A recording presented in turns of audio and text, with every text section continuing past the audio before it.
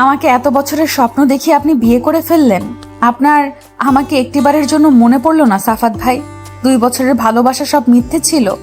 বলতে বলতে নিখিলার চোখ থেকে টুপ করে দুফোঁটা অশ্রু গড়িয়ে পড়ল। বুকের কোথাও জানি মনে হচ্ছে কলিজাটা কেউ যেন ছিনিয়ে নিয়ে যাচ্ছে। কেমনে পারলো মানুষটা এমন করতে? কিভাবে পারলেন কবুল বলতে? বলতে বলতে কান্নাটা যেন দলা ফাঁকিয়ে বেরিয়ে আসতে চাইলো। নিহিলার কান্না আজকে রাখতে পারল না, ডুকরে কেঁদে উঠে মেঝেতে বসে পড়ল। রেহেনা বেগম মেয়ের এমন পাগলামি দেখে দৌড়ে এসে মেয়েকে জড়িয়ে ধরতেই নিহিলা মাকে জড়িয়ে ধরে সাফাতের দিকে আঙ্গুল তাক করলো। মা, সাফাত ভাই আমার বিশ্বাস ভেঙেছে। উনি তো এতটাও খারাপ না। মা, আমার সাথেই কেন এমন হয় বলতে পারো? আমার কাছের মানুষরাই কেন আমার জীবন থেকে হারিয়ে যায়? আমি কি এতটাই অভাগা? নিহিলার কথা শুনে সাফাত মাথা তুলে তাকালো। অপরাধ বোধে তাকে ঘিরে ধরেছে। মেয়েটার কান্না সে সহ্য করতে কেন পারছে না? সে তো ভালোবাসেনি, শুধুই নাটক করেছিল। তবু আজ কেন এত খারাপ লাগছে? নিহিলার দিকে বেশিক্ষণ তাকিয়ে থাকতে পারল না সে, মাথা নিচু করে ফেলল। রেহেনা বেগমের মেয়ের এমন আচরণ দেখে নিজের চোখ গড়িয়ে পানি পড়তে লাগলো। ড্রয়িং রুমে সবাই নিশ্চুপ হয়ে নিহিলার দিকেই তাকিয়ে রইল। হাসি খুশি নিহিলার এমন পাগলামি কেউ বিশ্বাস করতে পারছে না। নিহিলাকে নিয়ে রেহেনা বেগম রুমে চলে যেতেই ড্রয়িং রুমে থাকা ঘরের প্রতিটা সদস্যের দৃষ্টি দরজায় দাঁড়িয়ে থাকা সদ্য নবদম্পতির দিকে পড়ল। সোফাতে আমান শেখ বাড়ির কর্তা মাথায় হাত দিয়ে বসেছিল। এতক্ষণ থম মেরেই ছিলেন। এইবার উঠে এসে নতুন দম্পতি তথা তার ছেলের দিকে এগিয়ে এলেন। আমি নিজেকে যথাসম্ভব শান্ত রাখতে চাচ্ছি, কিন্তু পারছি না। শান্তভাবেই বলছি, বেরিয়ে যা তুই। এ ঘরে তোর আর জায়গা হবে না। বাবা, এমন করতে পারো না বাবা। আমান শেখ ছেলের সামনে বরাবর এসেই তার গালে সজোরে থাপ্পড় বসিয়ে দিল। সাফাত গালে হাত দিয়ে বাবার দিকে তাকিয়ে রইল। কিভাবে পারলি তুই এটা করতে? আমার ছেলে হিসেবে পরিচয় দিতেও লজ্জা করবে। এই শিক্ষা দিলাম তোকে? এত কষ্ট করে মানুষ করার ফল এটাই দিলি? বলতে বলতে তিনি কেঁপে উঠলেন। বোঝাই যাচ্ছে রাগ সংবরণ করার চেষ্টায় আছেন তিনি, কিন্তু পারছেন না। নববধূ আমান শেখের কথার ধরন দেখে কেঁপে উঠল। সে অপরাধী দৃষ্টিতে তার স্বামী নামক ব্যক্তিটির দিকে একবার তাকিয়ে চোখ নামিয়ে নিল। সাফাত দমে গেল না। বাবাকে বোঝানোর জন্য এগিয়ে আসতেই আমান শেখ 2 কদম পিছিয়ে গেল।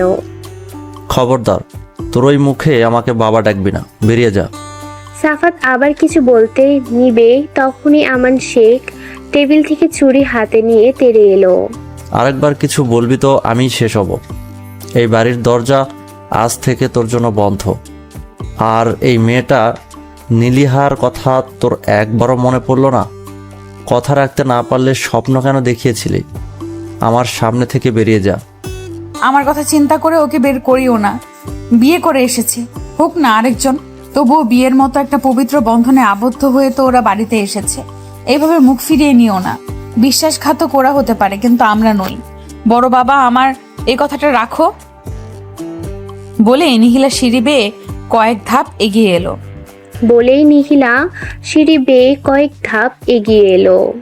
সবাই তাকাতেই দেখলো নিহিলা সিঁড়ির কাছেই দাঁড়িয়ে আছে। নিহিমা। আমান শেখ নিহিলার দিকে এগিয়ে গেল। নিহিলার মাথায় পরম আদরে হাত বুলিয়ে দিল। যদি পারিস এই বাবাটাকে মাফ করে দিস। ছোটবেলা থেকে তুই আমার চোখের মণি, কিন্তু দেখ, সবচেয়ে প্রিয় মেয়ে হয়েও তোরে আমি কষ্ট থেকে আগলে রাখতে পারিনি। দেখবি তুই অনেক সুখী হবি মা। আর কোনো অসৎ মানুষের ছায়া যেন তোর জীবনে না পড়ে। শেষ কথাটা আমান শেখ নিজের ছেলেকে ইঙ্গিত করে বলল। নিহিলার চোখ মুছে মলিন হাসল। তাই যেন হয়। বলেই আবারও সিঁড়ি বেয়ে উঠে গেল। রুমে গিয়েই নিহিলা দরজা বন্ধ করার আওয়াজ সবার কানে ভেসে এলো, কিন্তু আমান শেখের আদেশে কেউ এগিয়ে গেল না। মেয়েটা একটু বোকা থাকুক, মেয়েটি একটু একা থাকুক, নিজের কষ্টগুলো কমাক। আমান শেখ সাফাত আর মিলির দিকে এগিয়ে এলো। বাকি সবাই চুপ, কারণ এই বাড়িতে আমান শেখ যা বলবে তাই হবে। কিন্তু তা বলে এটা না যে সাফাদের কার্যকলাপে সবাই রাজি। এই মেয়ে, তোমার লজ্জা নেই? কেমনে পেরেছো এই অসভ্য কাজটা করতে? আমার ছেলে না হয় অসভ্য, তুমি কিভাবে পারলে নিজের পরিবার ছাড়া এভাবে বিয়ে করতে? পরিবারের কি হবে সেটা একবারও ভাবলে না? বলেই তিনি সাফাতের দিকে তাকালেন। শুধুমাত্র নীলিহার জন্যই তোদের এই বাড়িতে জায়গা হয়েছে, মনে রাখবি। আজকের পর থেকে তুই আমার কাছ থেকে আর কোনো সাহায্য পাবি না। বাবা, অদ্ভুত না? যার বিশ্বাস ভঙ্গ করেছিলে সেই তোমাদের থাকার জায়গা করে দিল। আমান শেখার ছেলের জবাবের আশা না করে চলে যেতে নিতেই স্ত্রী আমিনা বেগমের উদ্দেশ্যে বলে উঠল, নিহিলাকে কিছুক্ষণ পরে গিয়ে কিছু খাইয়ে দিও। আমি আর খাবো না, ডাকিও না। আমান শেখ দ্রুত প্রস্থান করতেই আমিনা বেগম এগিয়ে এলেন। এই জীবনে কোনোদিন তোর বিপরীতে যায়নি। পরিবারের সবার বিপক্ষে থেকে তোকে শাসন করতেও আমি পারিনি। তোকে আগলে আগলে রাখতাম, সেটাই বোধহয় আমার বড় ভুল ছিল। এমন না যে তুই না বলে বিয়ে করেছিস বলে সবাই রেগে। তোর সবচেয়ে বড় ভুল হচ্ছে একটা মেয়েকে স্বপ্ন দেখিয়ে আর একটা মেয়েকে বিয়ে করে নিয়ে আসলি। একটা মেয়ের আবেগ নিয়ে খেলেছিস।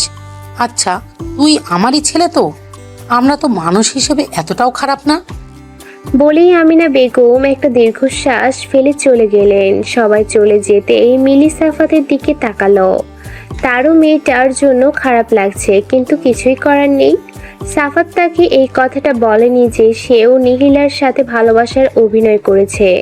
সাফাত শুধু তাকে বলতো যে তার চাচাতো বোন তাকে পছন্দ করে। নিহিলার সাথে আসলেই সম্পর্কে ছিল সেটা মিলি খুনাক্ষরেও জানতো না। সাফাতের কেন জানি বড্ড খারাপ লাগছে। এতদিন রাগের বশে এসব করলেও এখন কেন জানি তার খারাপ লাগছে। নিহিলার চোখের পানিতে তার কেন কষ্ট হচ্ছে? সে তো ভালোবাসেনি নিহিলাকে। তবে কেন এমন করছে? কেন এমন লাগছে? সে কি বেশি করে ফেলছে?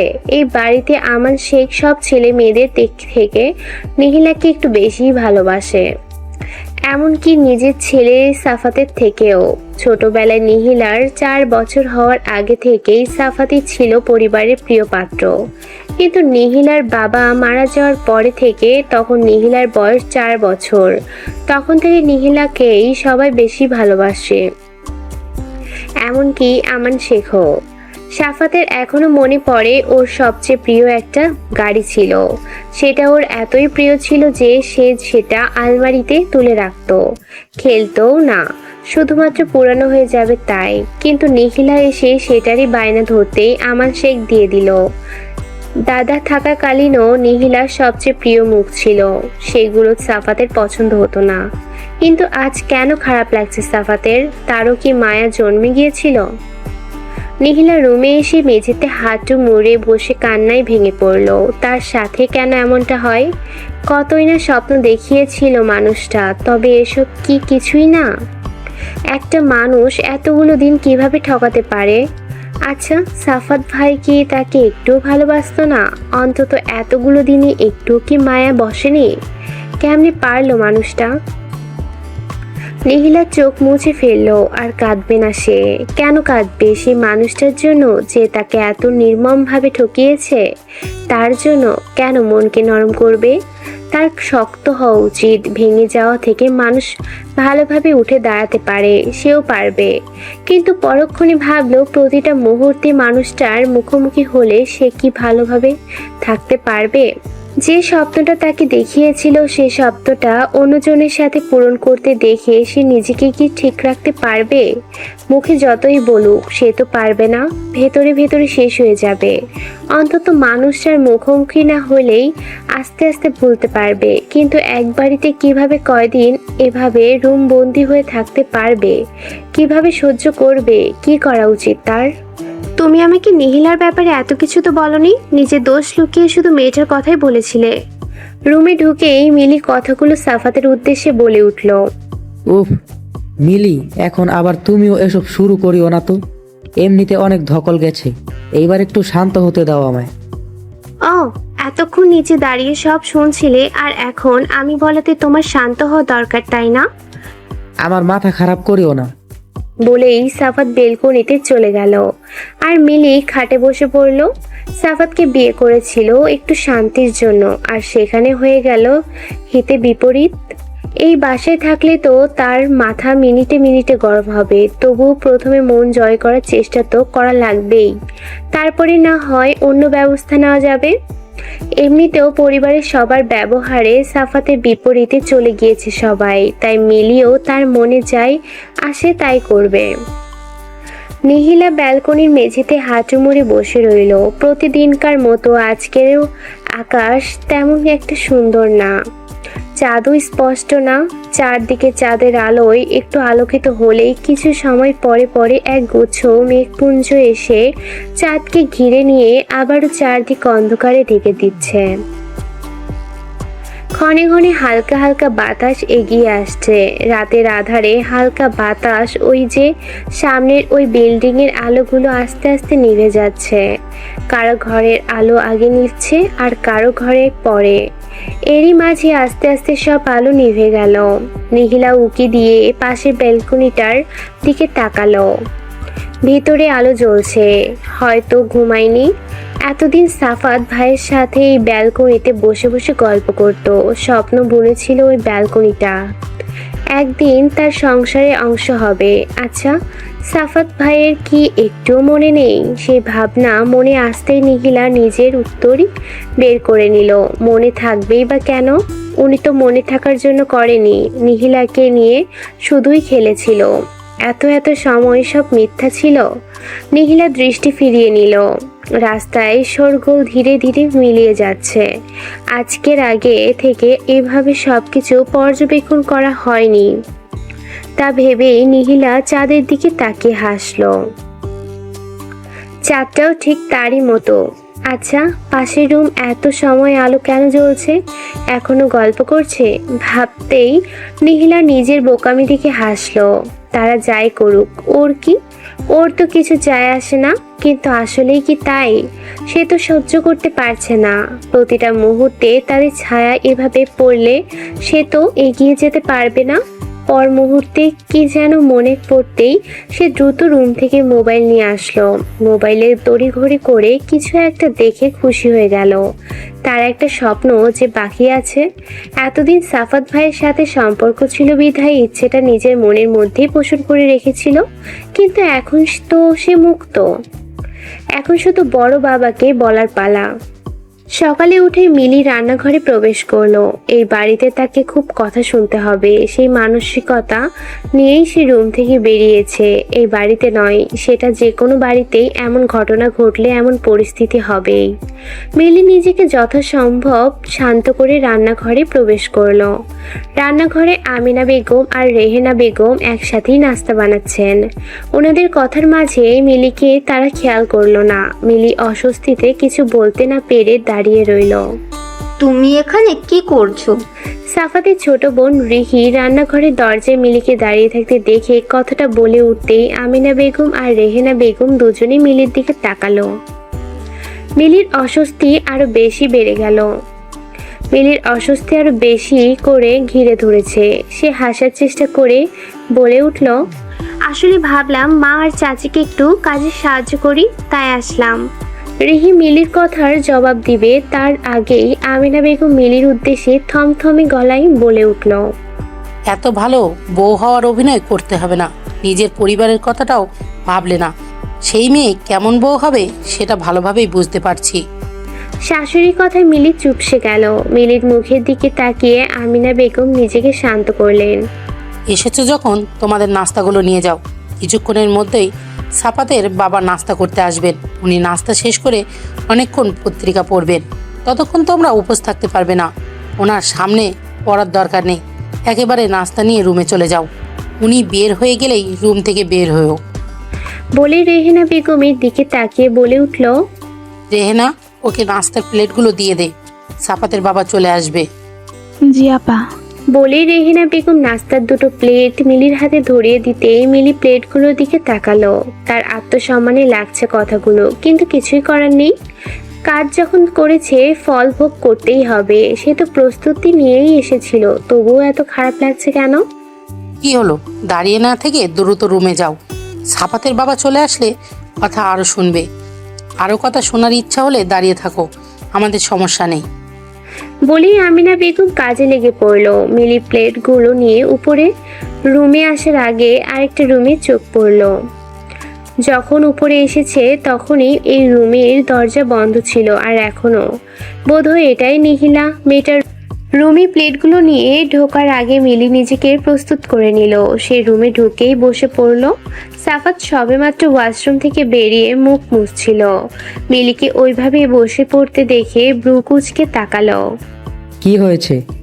মিলি চুপ রইল। তার চুপ থাকাতে সাফাত এগিয়ে এলো। এই মিলি, কি হয়েছে? নিচে কেউ কিছু বলেছে তোমাকে?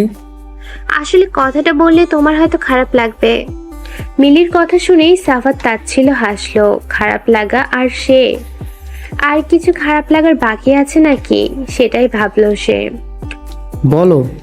আমি রান্নাঘরে গিয়েছিলাম তোমার মাকে কিছু সাহায্য করব বলে, কিন্তু উনি আর তোমার ওই চাচি আমাকে অপমান করে বের করে দিয়েছে। এই প্লেটগুলো এমনভাবে দিয়েছে মনে হয়েছে কোনো মানুষকে দেয়নি, এগুলো পশুর জন্যই দেওয়া। মিলির কথা শুনে সাফাত বেরিয়ে যেতে গেলে মিলি পথ আটকে দিল।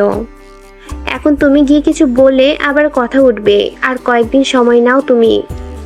আমান শেখ চা শেষ করেই নিহিলা এসেছে কিনা জিজ্ঞেস করে আজ উপরে চলে গেল।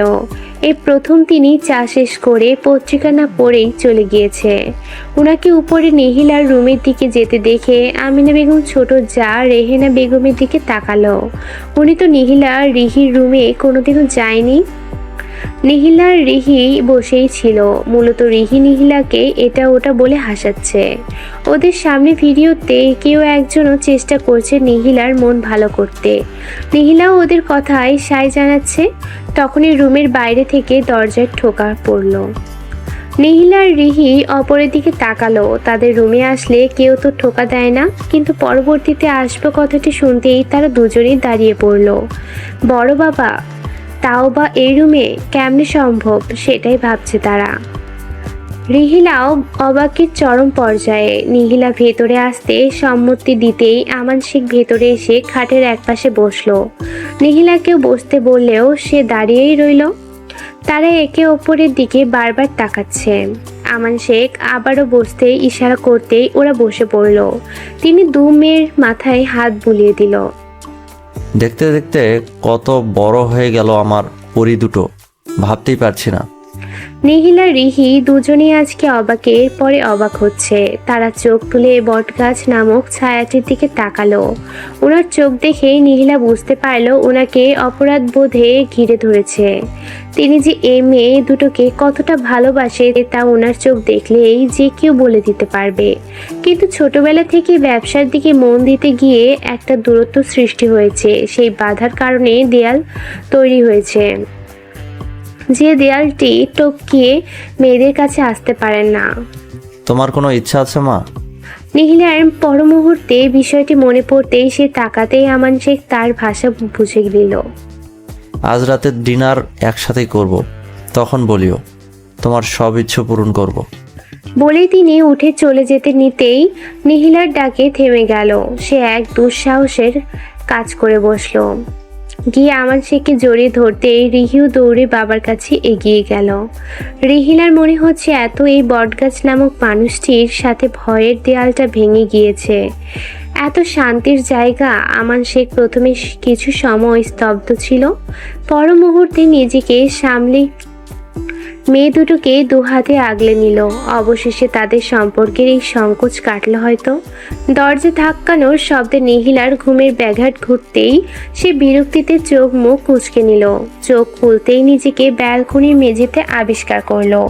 তাড়াতাড়ি মোবাইল হাতে নিতেই দেখলো দুপুর 2টা বাজে। সকালে বড় বাবা বের হতেই সে বেলকনিতে নিজের ফুল গাছগুলোর পাশে এসে বসেছিল। আজ নতুন 2টা গোলাপ ফুটেছে, একটা কাঠগোলাপের কলি এসেছে, পাশেই নয়নতারাগুলো ঝাঁকে ঝাঁকে ফুটে আছে। গোলাপ গাছটা তাকে সাফাত ভাই দিয়েছিল, ভেবেছিল ভালোবেসে দিয়েছে হয়তো, তাই নিহিলা আজ অনেকগুলো দিন ধরে যত্ন করে যাচ্ছিল। এতগুলো দিন পরে আজ ফুল ফুটলো, কিন্তু তার কেন জানি তেমন খুশি লাগছে না। তবুও নিজের মনকে ভুলানোর তবু নিজের মনকে ভোলানোর জন্য দেয়ালে মাথা হেলিয়ে ফুলগুলো ছুঁয়ে ছুঁয়ে স্মৃতিস্মরণ করতে করতে কখন যে চোখগুলো লেগে এসেছে বুঝে উঠতে পারেনি। দ্বিতীয়বার দরজা ধাক্কানোর শব্দে নিহিলা নিজেকে পরিপাটি করে রুমে এগিয়ে আসলো। দরজা খুলতেই মাকে দেখে নিহিলা ফিরে গেল। আসো মা। কই ছিলিস? দিন দুপুরে দরজা বন্ধ করে আছিস কেন? ও একটু ঘুমিয়েছিলাম। বলে নিহিলা আলমারির দিকে এগিয়ে গেল। তুই তো এই সময়ে কোনোদিনও ঘুমাস না। রেহেনা বেগম সন্দেহসূচক চাহনি দিয়ে কথাটা জিজ্ঞেস করতেই নিজের পর মুহূর্তে কি যেন একটা ভেবে খাটের দিকে এগিয়ে গেল। মায়ের কথা শুনে নিহিলা নিজেও ভাবলো তার তো এই সময় ঘুমানোর অভ্যেস কোনো কালেই ছিল না। দুপুর সময় বাড়ির সবাই রেস্ট করলেও সে শুধু ঘুরঘুর করত। তার ধারণা অনুযায়ী ঘুম হচ্ছে শুধুই রাতের জন্য, দিনের বেলা কিসের ঘুম? অথচ আজ নিজেই এমন সময় ঘুমালো। এখন তো প্রায় যায় মা, তুমি হয়তো রান্নায় ব্যস্ত থাকো তাই জানো না। জানো এখন ঘুমটাও অনেক ভারী হয়ে গেছে। এই যে তুমি একবার ডাকলে শুনতেই পেলাম না। রেহেনা বেগম মেয়ের দিকে তাকালো। তার ছোট বাচ্চা মেয়েটাও কত কথা লুকানোতে শিখে গেছে।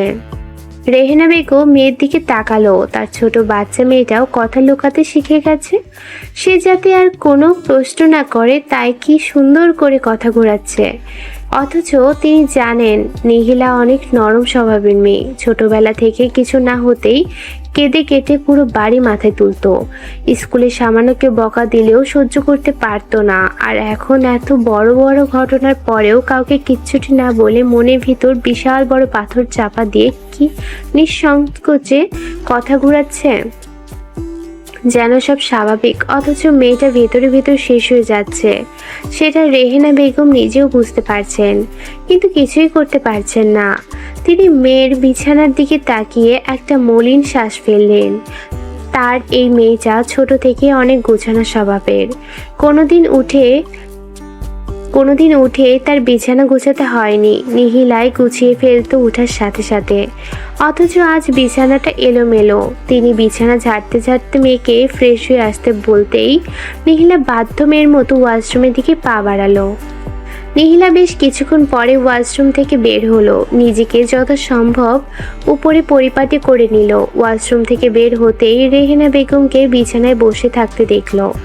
রেহেনা বেগম মিষ্টি হেসে মেয়েকে কাছে ডাকতেই নিহিলা এগিয়ে এসে মেঝেতে বসে মাকে জড়িয়ে ধরে কোলে মাথা লুকালো। খাবি না? এই পৃথিবীতে সত্যিকারের বন্ধু হলো মা, যার কাছে মন খুলে কাঁদা যায়, যার কাছে কোনো কিছু বিশ্লেষণ করার আগেই বুঝে নেয়। মায়ের কথায় নিহিলা আরও ভালোভাবে মাকে জড়িয়ে নিল। খাবো একটু পরে, একটু থাকো। রেহেনা বেগম কিছু না বলে মেয়ের মাথায় পরম আদরে হাত বুলাতে লাগলেন। সে জানে তার এই মেয়ে মন খারাপ হলেই তাকে কাছে চায়, যেমনটা ছোটবেলায় করত। কেউ কিছু বললেই আগে এসে মায়ের কোলে এভাবে মুখ গুজে কান্না করত। এরপর কান্না করে হালকা হয়েই সব বলতো। অথচ এইবার এত বড় কষ্ট পেয়েও মেয়ে তার কাছে আসলো না, শুধুমাত্র মা কষ্ট পাবে বলে। সেটা রেহেনা বেগম বুঝতে পেরেছেন। তার মেয়েটা যখন থেকে বুঝতে শিখেছে একটু আধটু, তখন থেকেই মায়ের কাছে এসে আর কষ্টগুলো বলে না, কিন্তু আনন্দগুলো ঠিকই সবার আগে মাকে এসে বলবে। রেহেনা বেগম একটা দীর্ঘশ্বাস ফেললেন। তার মেয়েটা এত বুঝদার, মায়ের কষ্ট হবে ভেবে নিজের কষ্টগুলো আড়ালে ঢেকে রাখে, যাতে তার মা কষ্ট যেন দুঃখ না পায়। মায়ের কষ্ট হবে ভেবে নিজের কষ্টগুলো আড়ালে ঢেকে রাখে, যাতে তার কষ্টে মা যেন দুঃখ না পায়। নিহিলার চোখ বেয়ে অশ্রু নির্গত হলো। কাঁদবে না করেও তার কান্না চলে আসে। সে বুঝতে পারলো এই বাসাতে তার আর থাকা হবে না। এই বাড়িতে থাকলে প্রতি পদে পদে তার অতীতের স্মৃতিগুলো হানা দিবে, যেটা সে সহ্য করতে পারবে না, যেটার ফলে নিজের জীবনকে সে গুছিয়ে তুলতে পারবে না। রেহেনা বেগম মেয়ের চোখের পানি দেখে মেয়ের মুখ তুলে পানিটুকু মুছে দিল। কাঁদে না মা, নিজেকে এমন ভাবে তৈরি করবি যাতে কেউ সহজে কাঁদাতে না পারে। এইটার মাধ্যমেই মনে কর আল্লাহ তোর জন্য ভালো কিছু রেখেছে। শুকরিয়া আদায় করে এই ভেবে যে এমন বদ ছায়া থেকে আল্লাহ তোরে আগে আগে সরিয়ে দিয়েছে, সতর্ক করে দিয়েছে। যেটা হয়েছে ভালোর জন্য হয়েছে। মাঝে মাঝে হোঁচট খাওয়া ভালো, জানি অনেক কষ্টকর, কিন্তু এই হোঁচট খেয়েই মানুষ ভালোভাবে বাঁচতে পারে। যেমনটা এই ঘটনার পরে তুইও মানুষ চিনতে শিখেছিস। ওপরে মানুষ ভালো দেখালেও প্রকৃতপক্ষে ভেতরের মুখোশটা যে ভিন্ন সেটা তো বুঝতে শিখেছিস। জীবনে চলতে গেলে এমন হাজারো কিছু হবে, কিছু কিছু স্মৃতি মাথা থেকে সরিয়ে দেওয়া উচিত। না হয় জীবনে চলা কঠিন। সামনে যে এখনো তোর সম্পূর্ণ জীবন রয়ে গেছে। আমি জানি আমার মেয়ে সব ভুলে জীবনকে গুছিয়ে নিয়ে সামনে এগিয়ে যেতে পারবে। নিহিলা মাকে আরো গভীর করে জড়িয়ে ধরলো। এই মানুষটা তার মন ভালো করা ওষুধ। এত সুন্দর করে কেমন বোঝাতে পারে। সে চায় তার এই মানুষটা কোনোদিন কষ্ট না পাক, অথচ সেই মানুষটার কপালেই প্রিয় মানুষটা নেই। এমন কেন হয়? মা, একটা জিনিস চাইবো, দিবে? আমি যদি তোমার থেকে দূরে গিয়ে থাকতে চাই, দিবে? কি বলছিস? মানে? বলতে বলতে থেমে গেল। কিছু একটা বুঝতে পেরে তার চেহারা মলিন হয়ে গেল। তিনি নিহিলার দিকে তাকাতেই তার কান্নারত চোখ দেখে কিছু বলতে নিতেই নিহিলা থামিয়ে দিল। প্লিজ মা, আজকে বড় বাবাকে এই কথাটাই বলবো। জানি তোমার অনেক কষ্ট হবে। এখানে আমি আমার স্বার্থ চাচ্ছি, কিন্তু দেখো, আমি এই বাড়িতে থাকলে তুমিও ভালো থাকবে না। আমি ভালো থাকলে তুমিও ভালো থাকবে। আমার সাথে তুমি অতপ্রতভাবে জড়িয়ে আছো। না, এটা হতে পারে না। দরকার হলে তোর বড় আব্বুকে বলে তোকে নিয়ে আমি অনেক দূর অন্য বাড়িতে উঠবো, তবু তোকে আমি ছাড়বো না। মা, এত বছর বড় বাবা আমাকে দেখেছে, তোমাকে নিজের বোনের মতো করে আগলে রেখেছে। উনি তো আমাদের পর ভাবেনি। তবে তুমি যদি অন্য জায়গায় চলে যাও, ওনারাই বেশি কষ্ট পাবেন। অন্যজনের কষ্টের ফল ওনারা কেন পাবেন? তাহলে হোস্টেলে?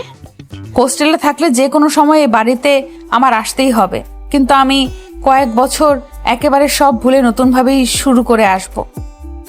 এইরকম আসলে আমার কোনো কষ্ট হবে না। তখন কিন্তু ভুলে গিয়ে আবারও কয়েক মাস পরে পরে যদি আসি, তবে আমি আরো ভেঙে পড়ব। ভালো থাকতে পারবো না মা। রেহেনা বেগম মেয়ের দিকে তাকালেন। মেয়ের একটা কথাও ভুল মনে হলো না তার। নিজের জন্য কেন মেয়ের জীবনকে বঞ্চিত করবেন সেটা ভেবেই তিনি মেয়েকে কাছে টেনে নিলেন। বড় বাবা। নিহিলা খেতে খেতে আমান শেখের দিকে তাকিয়ে অনেকক্ষণ যাবৎ নিজের সাথে যুদ্ধ করে ডাক দিল। আমান শেখ নিহিলার কথা শুনে উঠে দাঁড়াতে গিয়েই থেমে গেল। বাকিরা উৎসুক চোখে নিহিলার দিকে তাকিয়ে আছে, কারণ এ বাড়িতে একটা নিয়ম আছে যে খাওয়ার সময় কোনো কথা বলতে নেই। এটা মূলত নিয়ম না, কিন্তু আমান শেখের খাওয়ার সময় কথা বলা পছন্দ না বিধায় সবাই চুপচাপ খাওয়া শেষ করে। একটা টু শব্দও হয় না। তাই তো এতক্ষণ নিহিলা নিজের সাথে যুদ্ধ করে প্লেটের ভাতগুলো নাড়াচাড়া করছে। আর নিহিলা জানে তার কথাটা বলতে হলে এইখানেই বলতে হবে সাহস সঞ্চয় করে, কারণ আমান শেখ খাওয়ার পরপরই রুমে চলে যান। হ্যাঁ বলো। নিহিলা নিজেকে যথাসম্ভব শান্ত রাখার চেষ্টা করলো। কিছু বলতে চাইছো, নির্দ্বিধায় বলে ফেলো। আমি যদি এমন কিছু চাই যেটা তোমাদের পছন্দ না, সেটা কি মেনে নেবা? নিহিলার কথায় আমান শেখ হাসলো। এতক্ষণ গম্ভীর করে কথা বলছি, তাই বলার সাহস পাচ্ছে না তো? এইবার বলো দেখি। আমি বাইরে গিয়ে পড়তে চাই। নিহিলার কথায় বাকিরা স্তব্ধ হয়ে রইল। আমান শেখ বেশ স্বাভাবিক আছেন। মনে হচ্ছে তিনি আগে থেকে জানতেন নিহিলা এমন কোনো সিদ্ধান্ত নিবে। কোথায়? তুমি কি পারবে? বাকিরা আমান শেখের দিকে অবিশ্বাস্য নজরে তাকালো। তারা বিশ্বাস করতে পারছে না যে নিহিলা বলল আর আমান শেখ স্বাভাবিকভাবে রাজিও হয়ে যাচ্ছেন। আমি স্কলারশিপ পেলেই যাব, আর আমার মনে হচ্ছে আমি পাবো। এতে খরচও অনেক বেঁচে যাবে, আর আমি পারবোই বাবা। কোথায়? তুমি কি পারবে? খরচের কথা চিন্তা করিও না, আমি আছি তো। তুমি আমান শেখের অংশ হয়ে এমন কথা মানায় না। হ্যাঁ, স্কলারশিপ হলে তো ভালোই, না হলেও সমস্যা নেই। তবে তোমার সব কিছু ভাবতে হবে। আবেগের বশে বলিও না মা, ওই অচেনা জায়গায় তোমার কেউ নেই। সেই প্রস্তুতি নিয়েই যাবে আর সবকিছু সম্পর্কে পুরোপুরি ধারণা নিয়েই যাবে। জি। নিহিলা কথাটা বলবে কি বলবে না ভাবলো। জাপানে তো তার ফুপি আছে, সেই ফুপাতো বোন তাসফির সাথে মিলিয়ে সব করছে, তাসফির সব ব্যবস্থা করছে, সেও তার সাথে পড়বে, কিন্তু কথাটা কিভাবে বলবে বুঝতে পারছে না। সাফাত আজকে রুম থেকে বের হলো নিজেকে বেশ শান্ত করে। এই কয়েকদিন রুমেই সব চলছিল, তাদের নিজের আসা বারণ। সাফাত জানে তাকে বেশ কথা শুনতে হবে, তবে সে আজ বাবার পা ছেড়ে উঠবে না। রুম থেকে বের হতেই নিহিলার রুমের দিকে দৃষ্টি পড়লো, দরজা বন্ধ। সাফাতের কেন জানি বুকের ভিতর মোচড় দিয়ে উঠল। মেয়েটাকে আজ 4 দিন যাবৎ চোখের দেখাও দেখতে পারেনি। নিচে নামতেই আমান শেখ পত্রিকা পড়ছিলেন, এমন সময় সাফাত সামনে গিয়ে ডাকতেই তিনি চোখ ফিরিয়ে আমিনা বেগমের দিকে তাকালেন। আমেনা, এ ছেলেকে আমার সামনে থেকে যেতে বলো। বাবা প্লিজ এমন। সাফাতকে বাকি কথাটুকু বলতে না দিয়ে আমান শেখ সোফা ছেড়ে পত্রিকা ছুঁড়ে উঠে চলে যাওয়ার জন্য পা বাড়াতেই সাফাত গিয়ে বাবার পা জড়িয়ে ধরে বসে পড়ল। বাবা তুমি যতক্ষণ না মাফ করবে আমি তোমার পা ছাড়বো না। একটা ভুল করে ফেলেছি, মাফ চাইছি আমি। সাফাতের কথা শুনে আমান শেখ পা ছাড়িয়ে নিতে চাইলেও পারল না। সাফাত আরো জোরে বাবার পা জড়িয়ে নিল। তোমার মনে হচ্ছে এটা ছোট ভুল? কই, এ কয়দিন রুমের ভেতর বউ নিয়ে তো ভালোই ছিলে, কি দরকার পড়েছে তোমার? বাবা তুমি যা বলবে তাই করব। তোমার এত কঠোরতা মেনে নিতে পারছি না আমি। যা বলবো তাই? হ্যাঁ। তবে বেশ, আজ রাতেই তুমি ঢাকার উদ্দেশ্যে রওনা দেবে, ওখানের ব্যবসাটা তুমি দেখবে। সাফাত যেন হাতে চাঁদ পাওয়ার মতো খুশি হলো, অবশেষে তার উদ্দেশ্য সফল। সে তো এত সব মিলির কথা অনুসারে করছিল, না হয় বাবার পাকে ধরে শুধুমাত্র সম্পত্তির জন্য। কারণ সেদিনই বাবা বলে দিয়েছিল সাফাত এ ঘরের কিছুই পাবে না। সেই কথার রেশ ধরে মিলি এতক্ষণ ধরে বুঝিয়েছিল এভাবে রুমে বসে থাকলে কাজের কাজ কিছুই হবে না, এতে ওরা আরো পরিবারের চোখে খারাপ হবে। সাফাত তৃপ্তির হাসলো। যাক, অবশেষে সব মিটলো বলে সাফাত দ্রুত পায়ে রুমে উদ্দেশ্যে পা বাড়াতে নিতেই আমান শেখের ডাকে থেমে গেল। উপরে কই যাচ্ছ? আমি তো কাজ বুঝিয়ে দেইনি। মিলিকে কাপড় গুছাতে বলতে যাচ্ছি, সব তো গুছাতে হবে। সাফাতের কথায় আমান শেখ হাসলো, যেন তিনি ছেলে সব বুঝে ফেললেন। এত সহজে তো হবে না। কিন্তু মিলি তো না, তুমি একাই যাবে। আর হ্যাঁ, অফিসের ফোনেই সব করবে, এই কাজটা গুরুত্বপূর্ণ। দিনে একবার বাড়ির ফোনে কল করবে, শুধু 5 মিনিট। আমি চাই না কারোর পাল্লায় পড়ে আমার কাজটা তুমি হেলাফেলা করে করো। উপর থেকে মিলি এসব শুনতেই রেগে গেল। এই বৃদ্ধকে সে ভোলা ভালা মনে করেছিল, কিন্তু তা তো না। সাফাত চলে গেলে সে কেন থাকবে এখানে? বেশ কিছু সময় পরে সাফাত রুমে এসে খাটে বসতে মিলি এগিয়ে আসলো। তোমার বাবা কি বলেছে? কি বলেছে? সব তো শুনতেই পেয়েছো, আবার জিজ্ঞেস করছো কেন? শুনতে পেয়েছি মানে? সাফাত মিলির দিকে তাকিয়ে তাচ্ছিল্য হাসলো। মানে তুমি নিজের কাছ থেকেই জিজ্ঞেস করো, আড়ালে দাঁড়িয়ে কথা সবগুলোই তো শুনেছো। মিলি একটু নরম হলো। আমাকে না নিয়ে কেন যাবে? বাবা কি বলেছে শুনেছো তো? এমনিও এই ঘটনা করে সবার চোখে অপরাধী হয়ে গিয়েছি, এখন এই সুযোগটা হাতছাড়া করতে চাই না। হাতছাড়া করতে চাও না মানে? আমাকে না নিয়ে কোথাও যেতে পারবে না তুমি।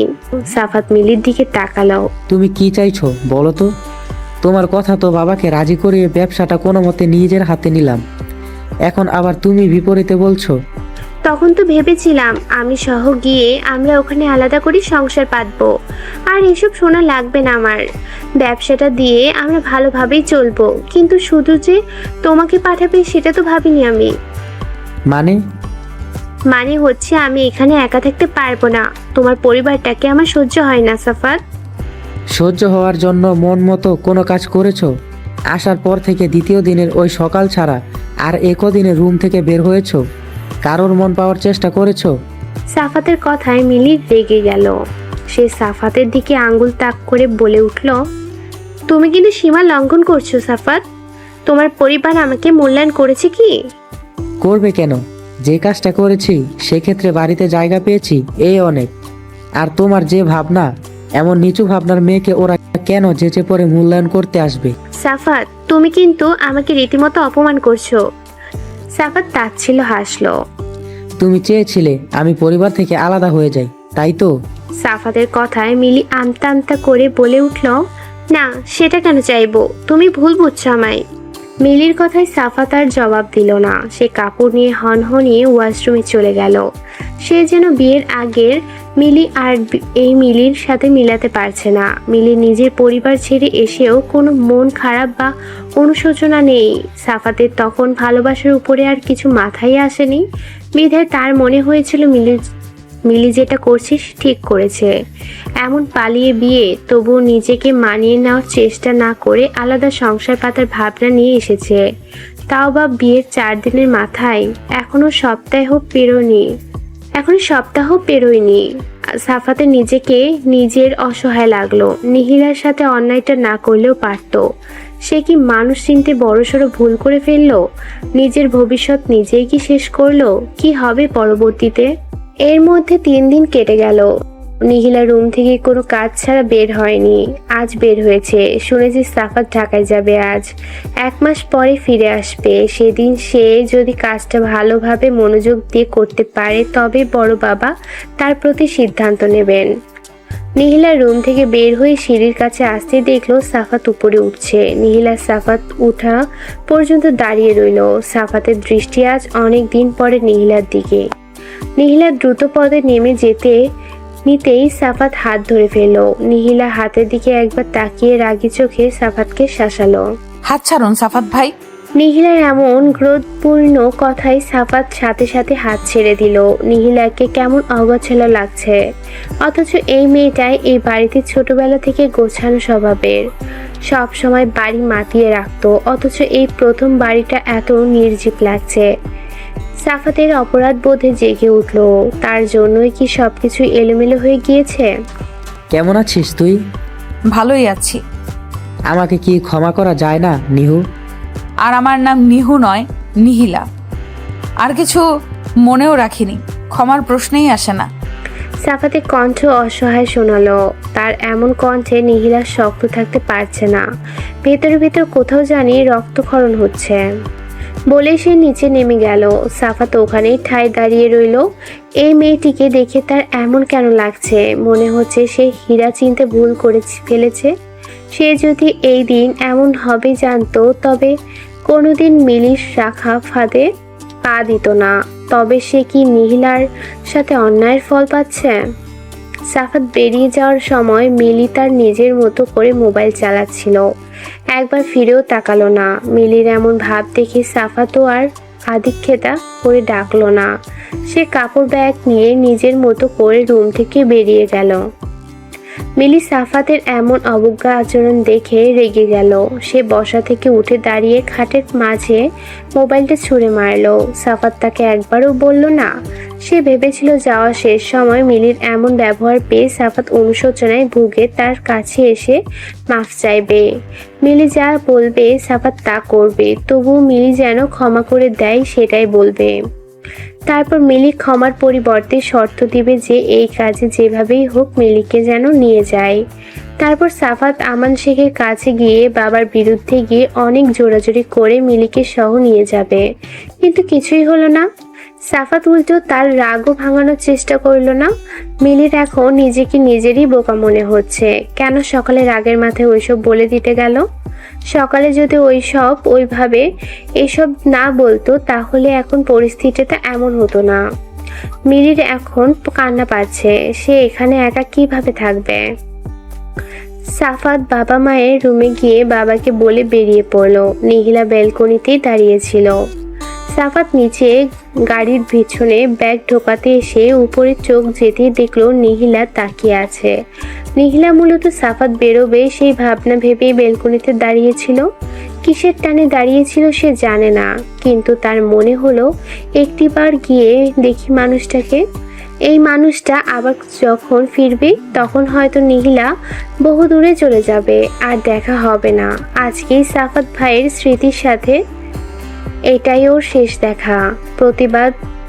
প্রতিবার সাফাত ভাই যখনই বাইরে এভাবে ব্যবসার জন্য যেত, ততবারই নিহিলা মেইন দরজা অবধি এগিয়ে দিয়ে দৌড়ে রুমে এসে এইভাবে বেলকনি দিয়ে বিদায় জানাতো।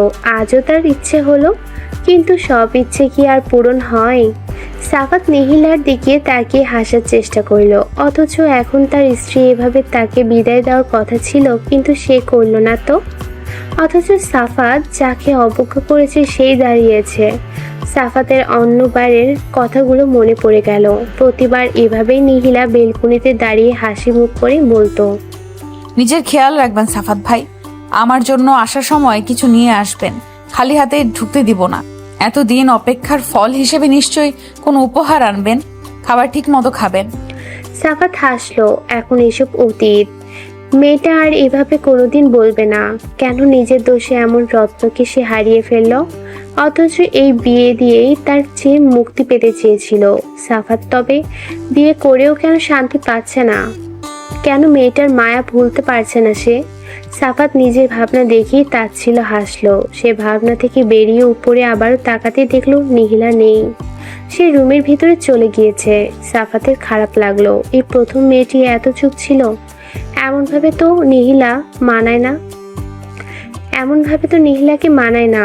মন থেকে একটা চিৎকার ভেসে এলো, যেন সাফাতকে বলছে, এসব কিছুর জন্য তুই নিজেই দায়ী সাফাত।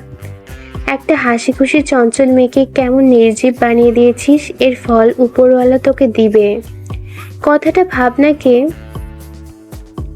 কথাটা ভাবনাতে আসতেই তার নিজেকে নিজে আফসোসে ঘিরে ধরলো।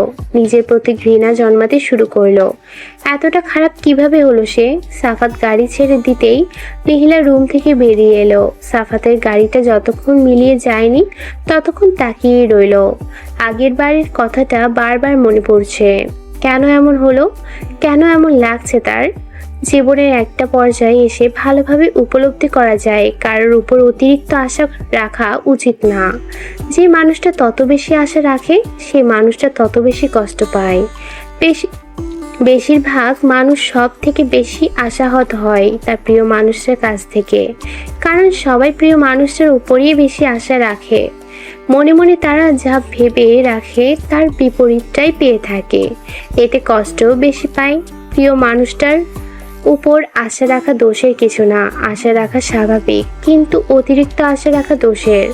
যেমনটা নিহিলার বেলায় হয়েছে, সে সাফাতের উপর অতিরিক্ত আশা রেখে ফেলেছিল, যার ফলে বিপরীতটাই হয়ে কষ্ট পাচ্ছে। সূর্যের তীক্ষ্ণ রশ্মি চোখে পড়তে নিহিলা চোখ মুখ কুঁচকে দিল। বিরক্তিতে চক্রান্ত শব্দ করে কপাল কুঁচকে তাকাতেই দেখলো কেউ একজন জানালার পর্দা সরিয়ে দিয়েছে। নিহিলা রিহি ভেবে বিরক্তি সূচক চেহারা করে ফেলল। রিহির বাচ্চা, পর্দা লাগা বলে সে পাশ ফিরে লেপ টেনে আবারও চোখ বন্ধ করে ঘুমানোর চেষ্টা করলো। ঘুম আসবে না যেন আবার ঘুমানোর ভান ধরছিস কেন? মায়ের কথা শুনে নিহিলা চোখ মুখ খিচে উঠে বসলো। সে এতক্ষণ ভেবেছিল রিহি তার সাথে মজা করছে, তাই রেগে কথাটা বলেছিল। তাহলে ভাঙলে কেন মা?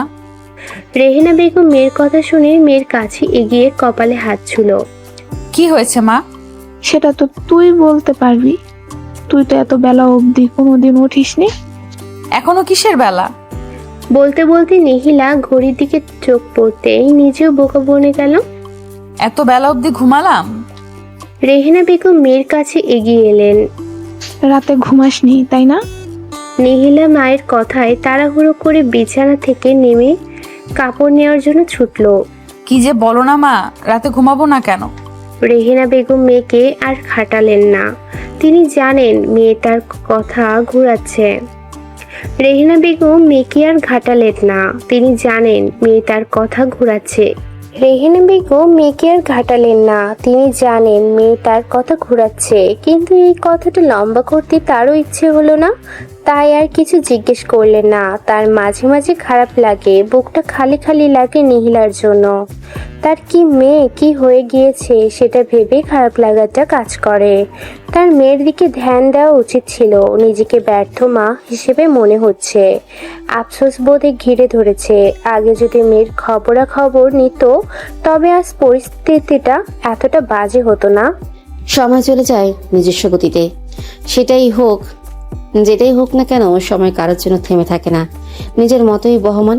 নীলার যাওয়ার সবকিছুই ঠিকঠাক। দেখতে দেখতে যাওয়ার সময়টাও ঘনিয়ে এসেছে। এই তো আজকে রাতটাই তার শেষ রাত। শেষ রাত বলতে আজকে সাফাত ভাইয়ের সবকিছুর শেষ।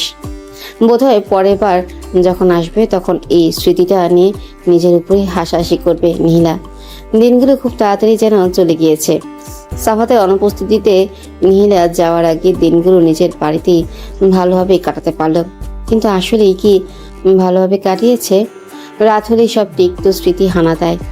এ কদিন ঘুমটাও পরিপূর্ণ হয়নি।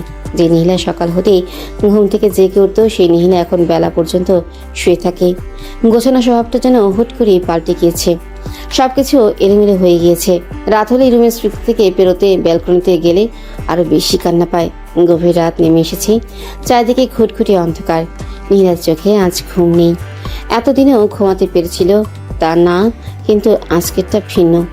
এতদিন রাতের শেষ ভাগে হলেও ঘুমিয়েছিল, কিন্তু আজকে রাত পেরিয়ে যেতেও ঘুম যেন চোখে ধরা দিচ্ছে না। চোখের পানি বাদ মানছে না।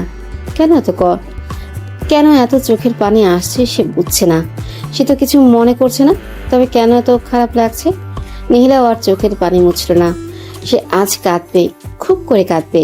ব্যালকনিতে গিয়ে প্রিয় দোলনাতে হারান দিয়ে বসে আছে। আস্তে আস্তে ভোর হতে শুরু করেছে, কিন্তু নীলার হেলদোল নেই। চোখের পানি শুকিয়ে গিয়েছে, বোধহয় চোখও ক্লান্ত। নীলা হাসল। আজকেই শেষ। সাফাত ভাইয়ের স্মৃতি এখানে আজকেই শেষবারের মতো মনে হলো। নীলা দূরের ওই হালকা আলোর আকাশটার দিকে দৃষ্টি দিল।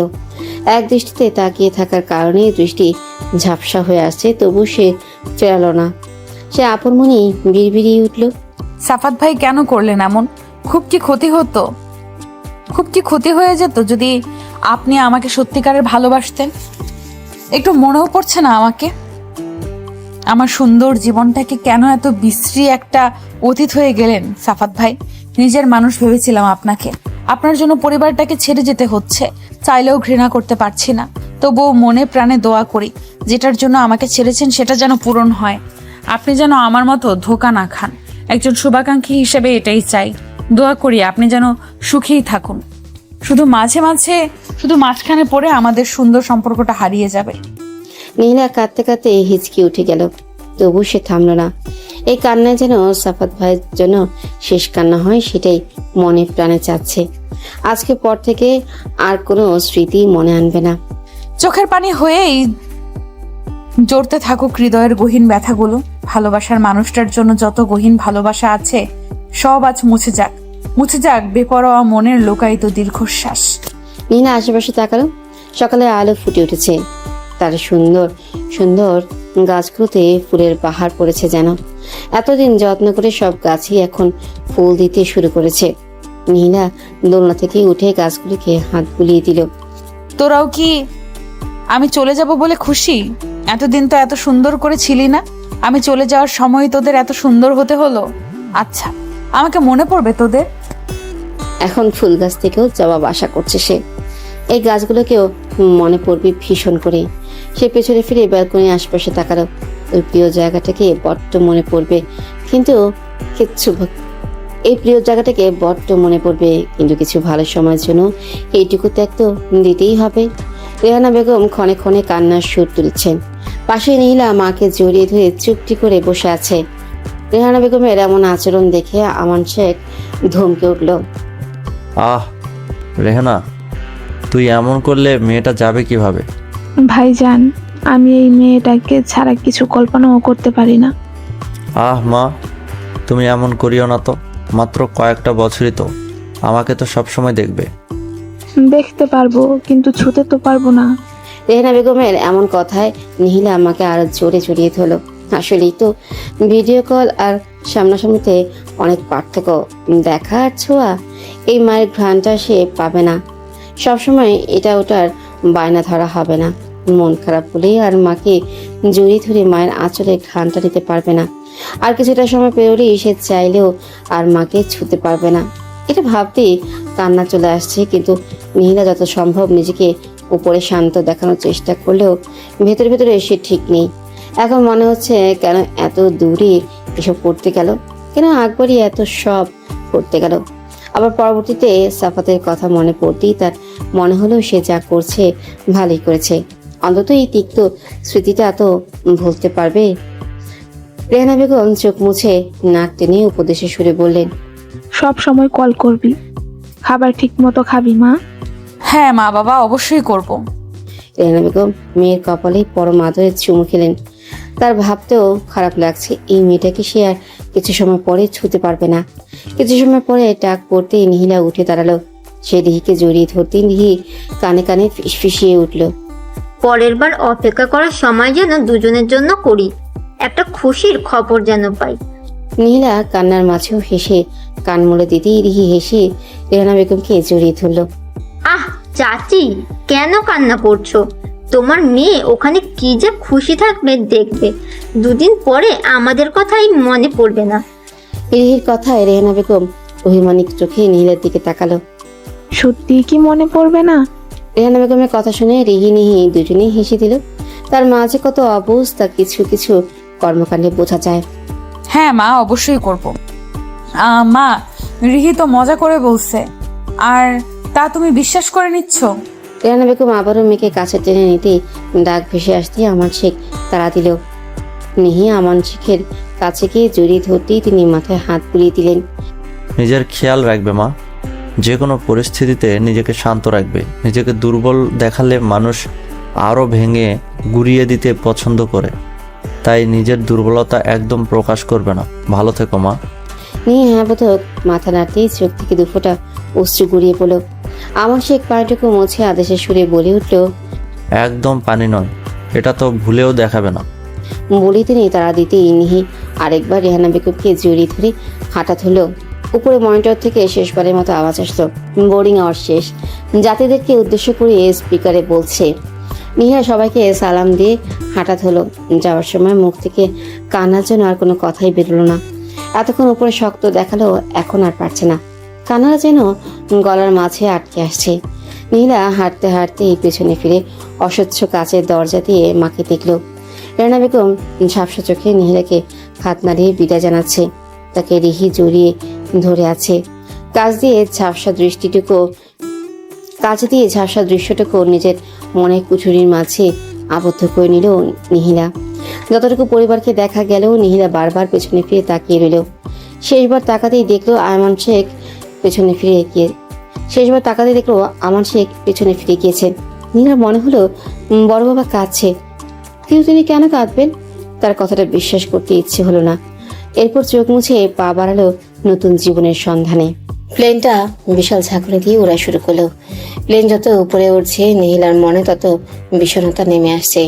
এই তো পরিবারটাকে ছেড়ে যাচ্ছে, এখন চাইলেও আর মায়ের কাছে ছুটে যেতে পারবে না।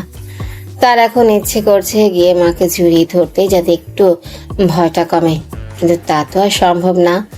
এতদিন নিজের মনকে সবার সামনে শক্ত করে দেখালেও এখন আর পারছে না। আশ্চর্য, তার এমন কেন লাগছে?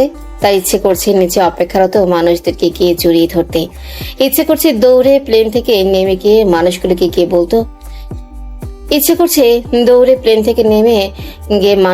গিয়ে বলতো, শোনো, আমি তোমাদের ছাড়া থাকতে পারবো না, আমি কোথাও যাচ্ছি না। রেহানা চোখ মুখ বন্ধ করে রইল।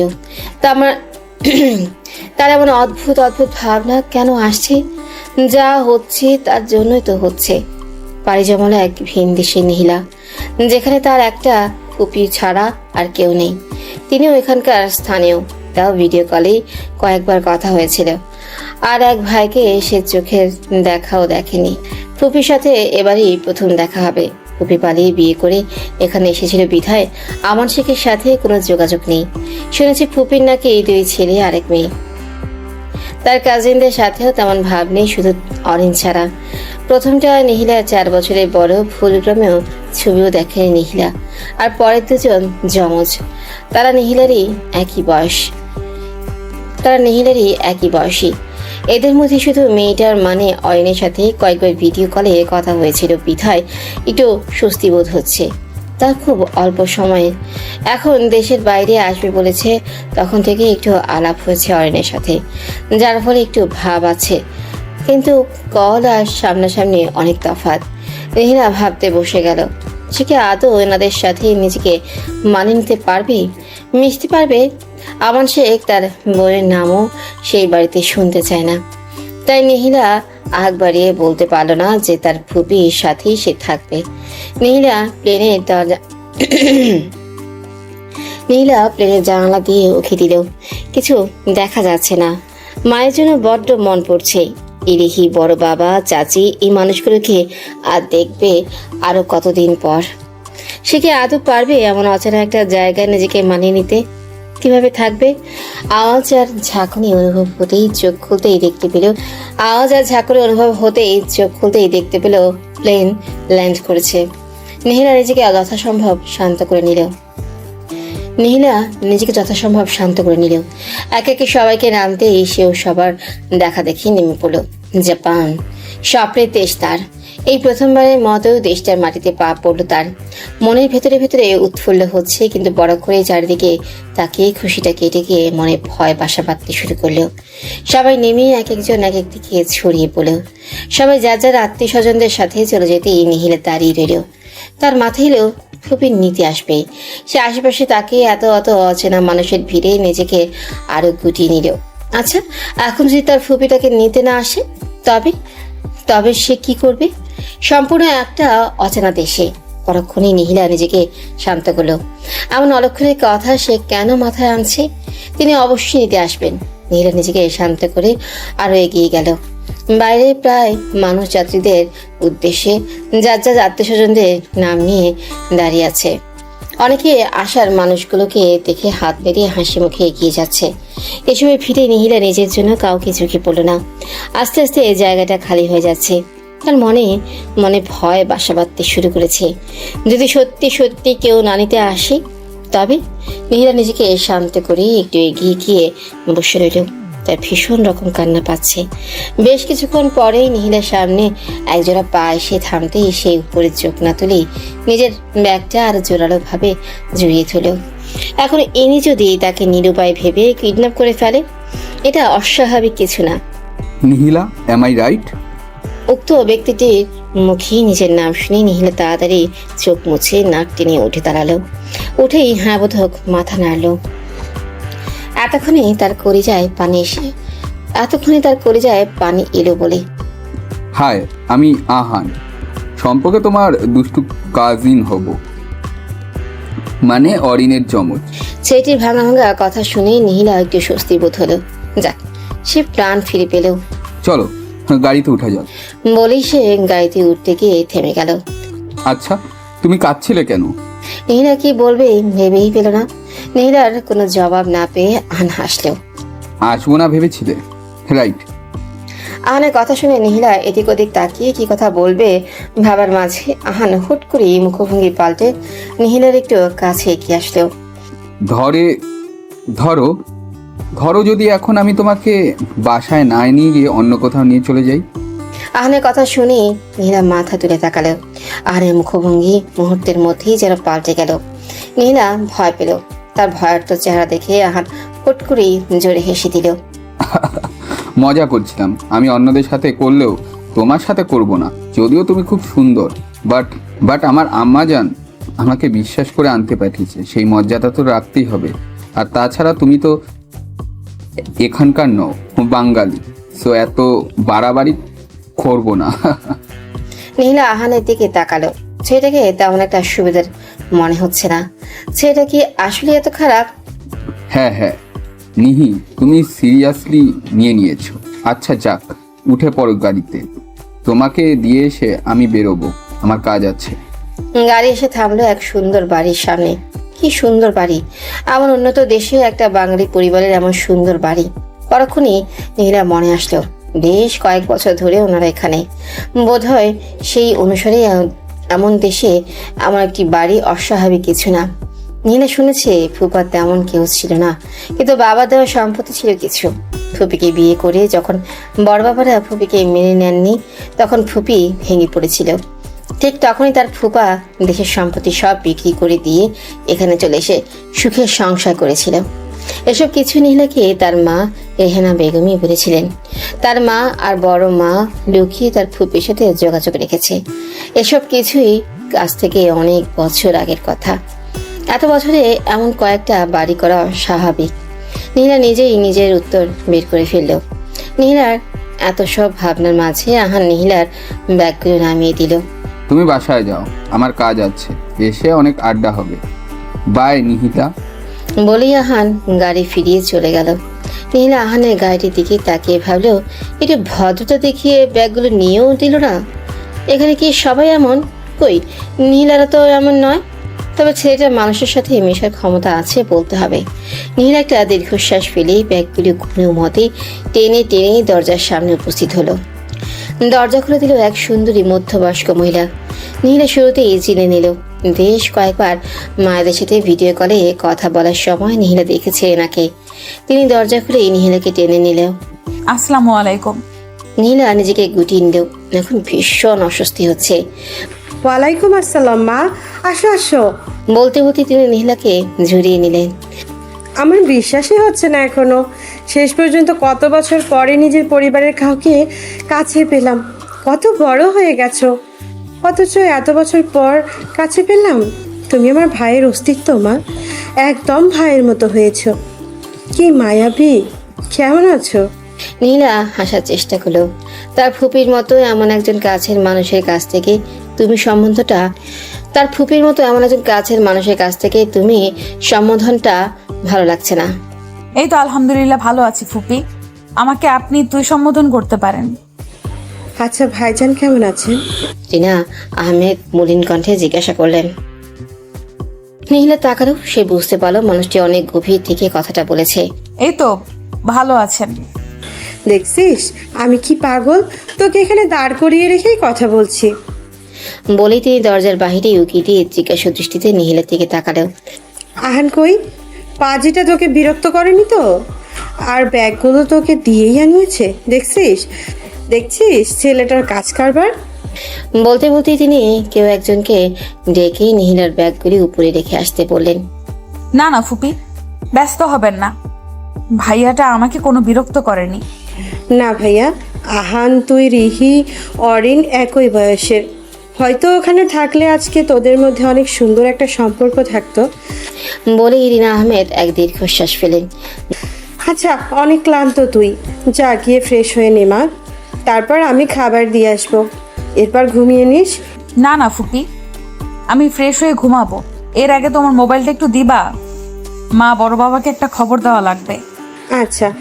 বলেই তিনি নীলাকে রুমে নিয়ে গেলেন। ঘুম ভাঙলো জানালার কাছে কেউ একজনের পর্দা সরানোতে। নীলা চোখ মুখ কোচকে আবার শুতে নিতেই টিনা আহমেদ ডাক দিলেন। রুম অন্ধকার করে এতক্ষণ ঘুমালে চলে? এই সকালে এসেছিস, এখন দিন শেষ হয়ে যাচ্ছে। উপোস থেকে এতক্ষণ ঘুমিয়ে আছিস, ক্ষুধা লাগেনি? উঠে পড়, কিছু খেয়ে দরকার হলে আবার শুইস। নীলার এক মুহূর্তের জন্য মনে হলো সে তার বাড়িতে ছিল।